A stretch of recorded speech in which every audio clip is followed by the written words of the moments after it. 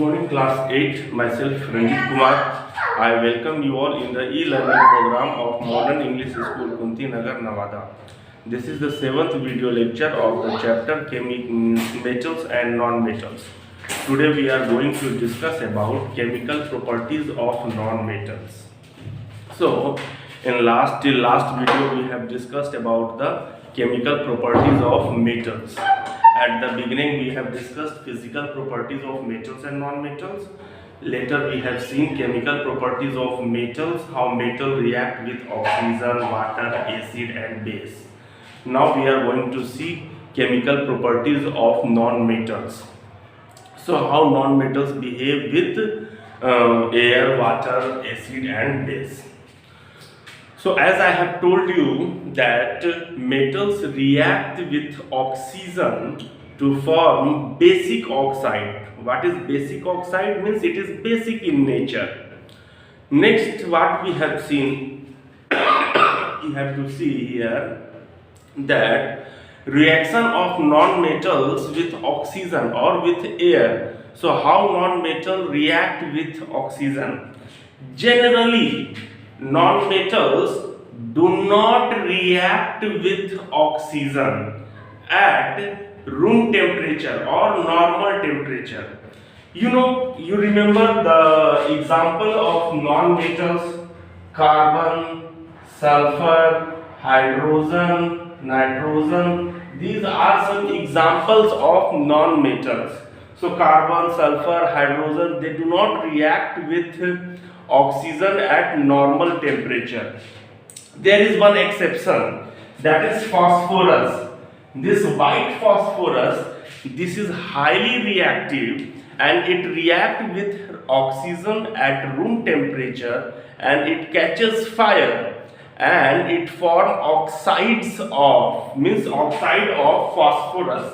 So that's why this phosphorus, white phosphorus, is stored under water because it catch fire immediately. Like I have told you, sodium, it is stored under kerosene because it catch fire in when exposed to air or it is at room temperature.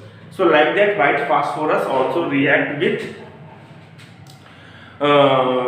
oxygen at room temperature and it forms oxide. So the oxides formed by the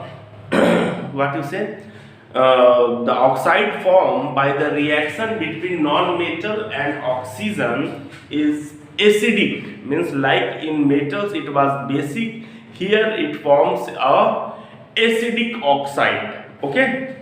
So what I need to say first here, first point what I am saying, non-metals do not react with air at normal temperature. There is one exception, except phosphorus,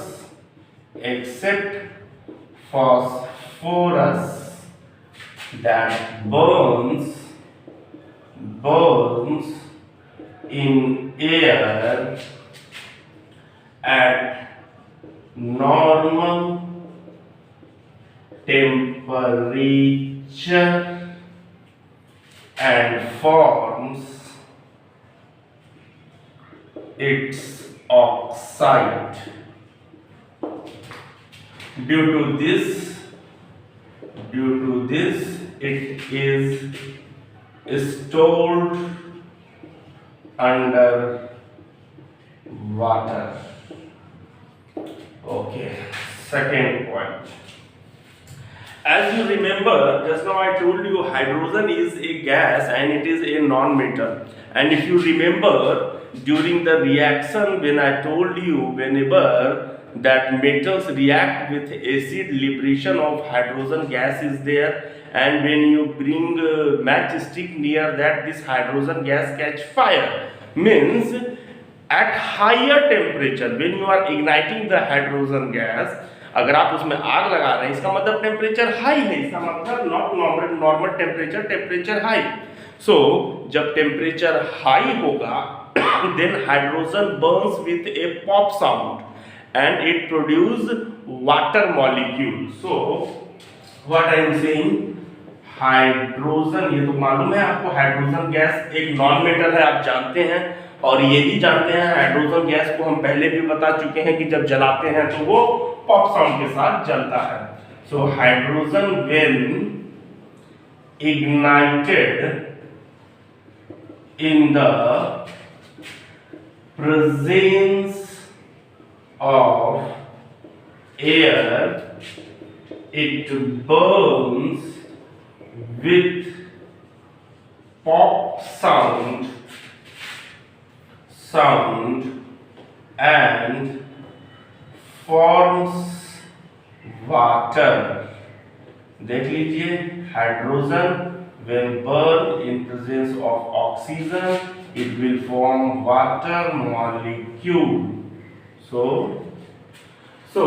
hydrogen when ignited in presence of air it burns with pop sound and forms water।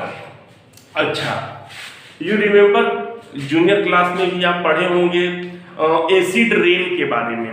When you burn fossil fuel को जब हम जलाते हैं तो fossils में जो sulphur होता है और जो कार्बन होता है, कोयला जो है उसमें कार्बन पाया जाता है। सो जब कार्बन को हम लोग जलाते हैं तो कार्बन डाइऑक्साइड बनता है, और उसमें अगर सल्फर को जलाते हैं तो सल्फर डाइऑक्साइड बनता है। तो जो आप जानते हैं इसमें कोई नई बात नहीं है। So carbon and sulfur when ignited react with oxygen in the presence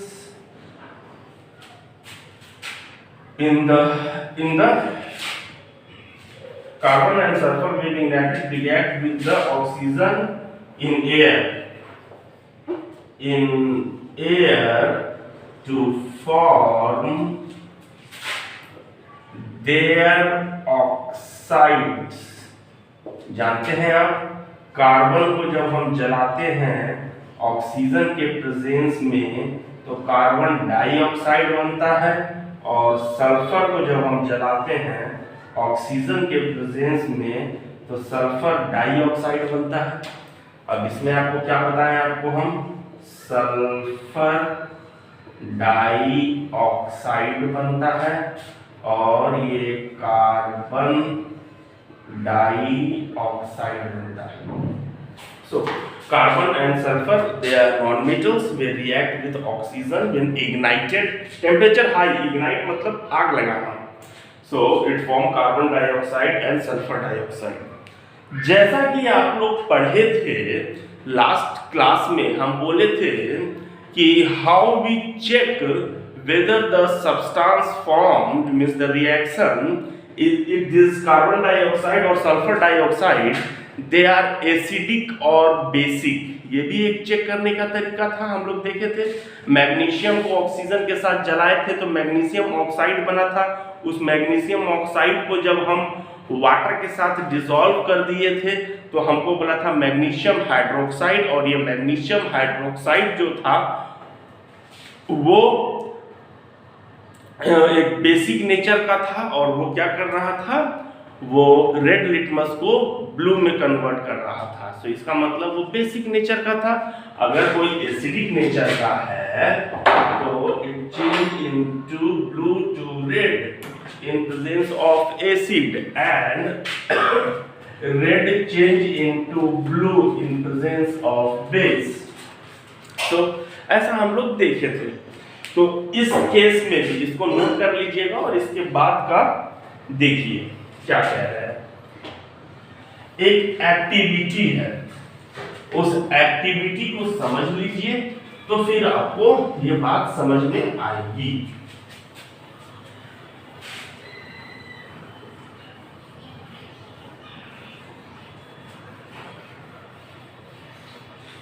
हम लोग को चाहिए एक डिफ्लैग्रेटिंग स्पून। क्या है? एक चाहिए हम लोग को डिफ्लैग्रेटिंग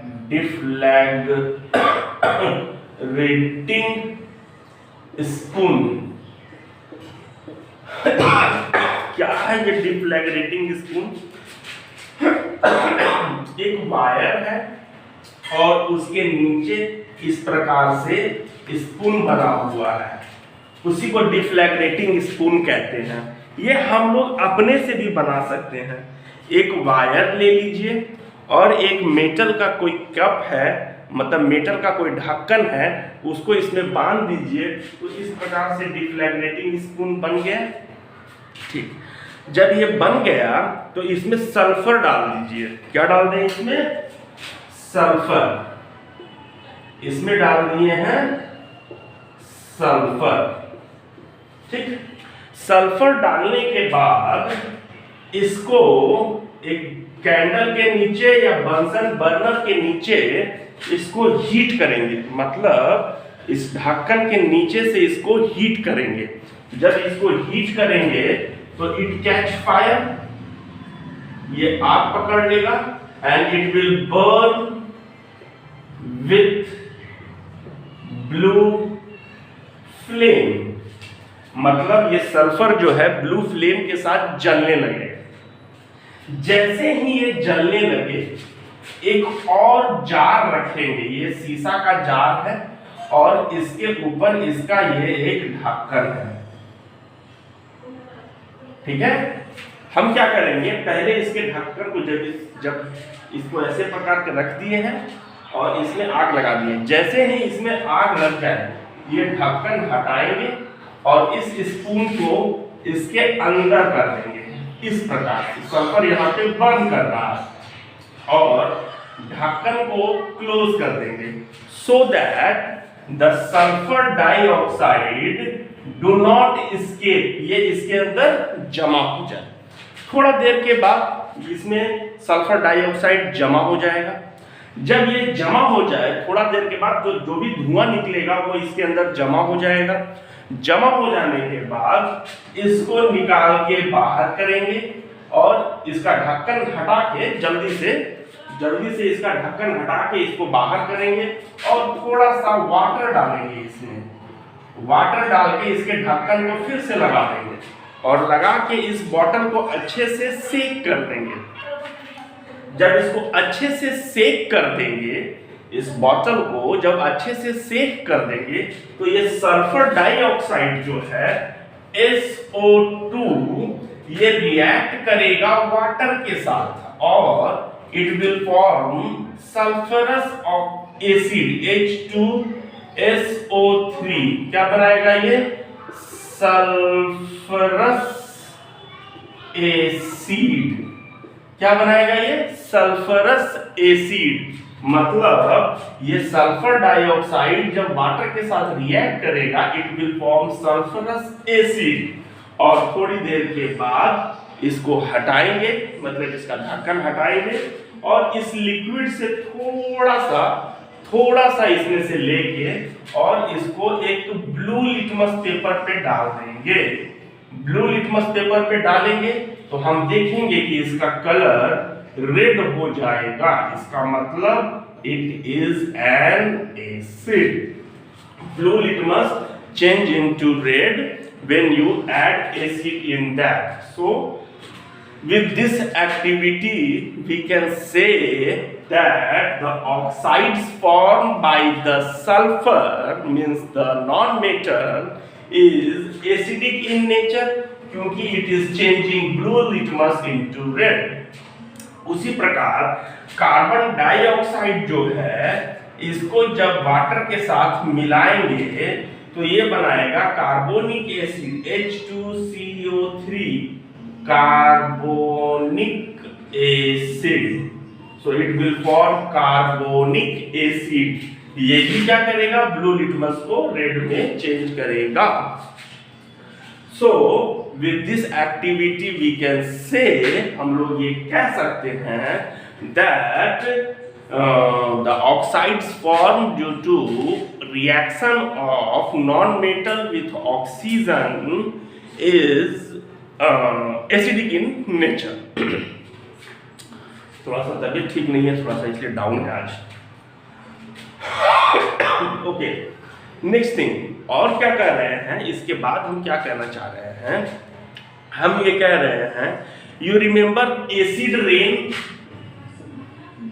एसिड रेन क्या होता है? Acid rain when you know that fossil fuel contains sulfur and carbon.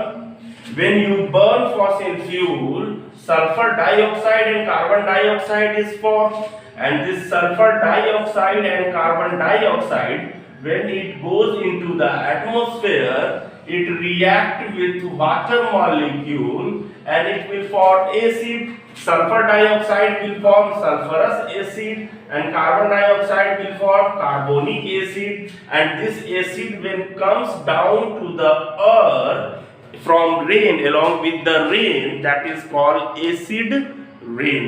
ठीक है, तो इस एक्टिविटी को हम लिख दे रहे हैं थोड़ा सा रोक के. Okay, so activity to show that non metals react with oxygen to form acidic oxide. जैसा हम लोग मेटल में बोले थे कि reaction of metal with oxygen form basic oxide, यहाँ पे बोल रहे हैं non metal react with oxygen to form acidic oxide.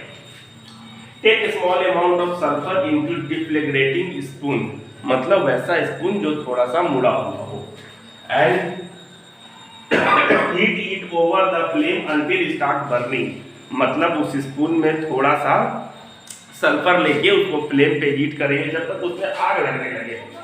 Sulphur burns with blue flame, लिखिए लो, sulphur burns with blue flame. खास जरूरत नहीं है इसका. Now introduce deflagrating spoon in gas jar, मतलब एक बर्तन है जिसमें गैस को आपको स्टोर करना है, gas jar, and cover it with the lid, उसके ढक्कन लगा देना है. Now put some water into the gas jar and shake it, मतलब डिफ्लेग्रेटिंग स्पून को निकाल के उसमें थोड़ा सा वाटर डाल के सेक करना. Now put a small amount of solution on blue litmus paper, और जो सेक करने के बाद जो लिक्विड उसमें है उसमें सल्फर डाइऑक्साइड डिसॉल्व हो गया होगा तो वो सॉल्यूशन बन गया है.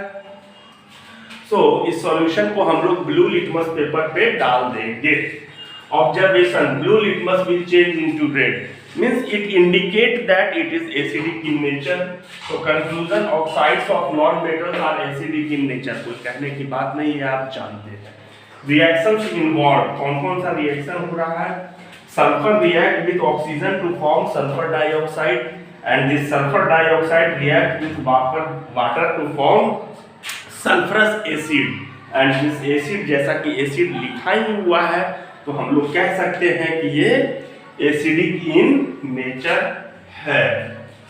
और एक और छोटा सा बात और भी लिखी, वैसे आप पहले भी लिखवा ही चुके हैं, इसके पहले भी लिखवा ही चुके हैं, अभी तो थोड़ा देर पहले लिखवाए, मगर फिर भी इसके बाद लिख लीजिए एक बार, कम से कम आपको ध्यान रखना चाहिए. Similarly carbon react with oxygen to form carbon dioxide. Carbon dioxide, and this carbon dioxide react with water to form carbonic acid, H2CO3, carbonic acid. ठीक है, so ये भी एसिडिक है. It will turn blue litmus into red. बताने की जरूरत ही नहीं है, ये आप क्लास 7 से जानते हैं. चलिए आज बस इतना ही रहने देते हैं, कल और कुछ देख लेंगे. Okay, thank you.